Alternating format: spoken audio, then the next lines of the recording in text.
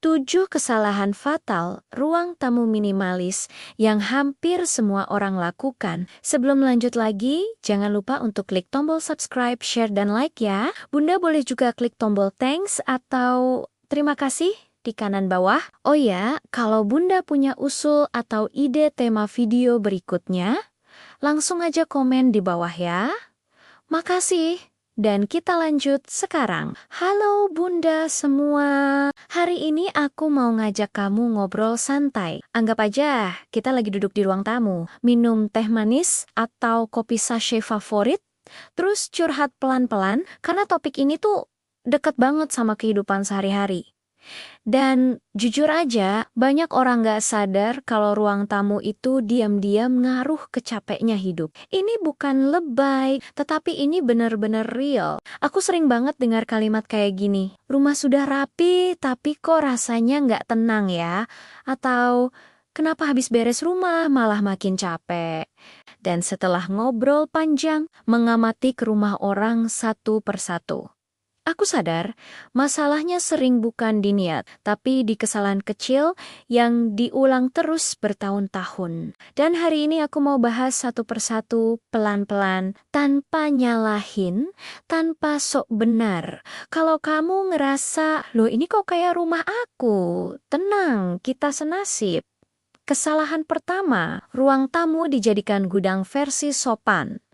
Ini paling sering dan paling manusiawi. Awalnya cuma satu tas, taruh sebentar di pojok. Besok nambah satu jaket. Lusa ada paket belum dibuka, semua kelihatan rapi. Karena disusun, bukan dilempar. Tapi otak kita nggak peduli itu rapi atau enggak. Otak cuma tahu ini penuh. Aku pernah datang ke rumah teman. Ruang tamunya bersih, lantainya beneran kinclong. Sofa juga bagus dan mahal kayaknya. Tapi di balik sofa ada tumpukan kardus, tas belanja, sepatu cadangan. Dan anehnya, dia bilang, aku tuh gampang capek di rumah. Ya iyalah, ruang tamu itu pintu masuk energi. Kalau dari masuk aja sudah penuh, badan langsung siaga. Minimalis itu bukan soal buang semua, tapi jujur, barang ini memang hidup di ruang tamu. Atau cuma numpang. Kalau cuma numpang, dia harus pindah. Dia harus kembali ke tempat asalnya. Kesalahan kedua, kebanyakan furnitur kecil. Ini sering kejadian di rumah mungil, niatnya baik, biar nggak makan tempat. Akhirnya, beli meja kecil, rak kecil, bangku kecil. Masalahnya, walaupun semua kecil, jumlahnya jadi banyak. Kayak anak TK satu sekolah, kumpul, ya tetap aja banyak. Coba deh, kamu bayangin, 5 furnitur kecil di satu ruangan. Bandingkan dengan satu sofa yang ukurannya pas. Mata kita itu lelah kalau harus lompat-lompat fokus. Dari sini ke situ. Dari benda ke benda. Aku pernah bantu beres ruang tamu saudara. Awalnya, dia takut buang bangku kecil kesayangannya. Katanya multifungsi. Begitu kita keluarkan, ruangan langsung terasa lega. Dia langsung bilang, loh kok jadi enak ya?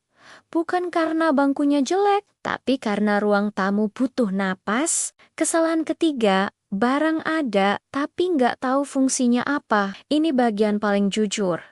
Dan paling sering bikin kita defensif. Vas bunga ada, tapi bunganya plastik dan berdebu. Lilin ada, tapi nggak pernah dinyalakan. Kalau ditanya, kenapa ada di sini? Jawabannya, biar cantik aja, tapi cantik versi siapa? Versi Pinterest, bukan versi kita. Aku nggak bilang hiasan itu salah. Tapi hiasan tanpa cerita, hiasan tanpa tujuan, hiasan tanpa makna, itu cuma jadi beban visual. Coba deh, satu hiasan, satu cerita, misalnya foto keluarga atau barang kenangan, otak kita lebih tenang lihat sesuatu yang punya makna. Kesalahan keempat, semua tembok pengen diisi. Ini lucu tapi nyata, tembok kosong dikit langsung gatal. Kayaknya ada yang kurang. Padahal, tembok itu bukan status media sosial, nggak harus penuh. Aku pernah lihat ruang tamu, isinya rak, jam, kalender, tulisan motivasi. Lucunya, tulisan motivasinya tentang ketenangan. Minimalis itu berani membiarkan ruang kosong. Karena kosong itu bukan malu, kosong itu tenang. Kesalahan kelima, warna aman, tapi suasananya salah. Banyak orang mikir, minimalis itu putih. Akhirnya semua putih. Tapi lampunya dingin, cahayanya keras. Hasilnya, ruang tamu terasa seperti ruang tunggu. Di rumah sakit atau malah di apotek, putih itu netral. Tapi netral butuh teman, kayu, kain, cahaya hangat. Aku pernah masuk rumah yang serba putih, bersih, tapi dingin begitu lampunya diganti. Dan ditambah satu elemen hangat, suasananya berubah total. Kesalahan keenam, ruang tamu nggak punya batas fungsi. Ini sering kejadian di rumah kecil. Dan ini bukan salah, tapi harus disadari kalau ruang tamu juga jadi tempat kerja, tempat makan, tempat nyetrika, maka otak nggak pernah istirahat. Solusinya bukan tambah ruangan, tapi tambah kejelasan. Satu sudut untuk satu aktivitas. Walaupun kecil, otak suka kejelasan.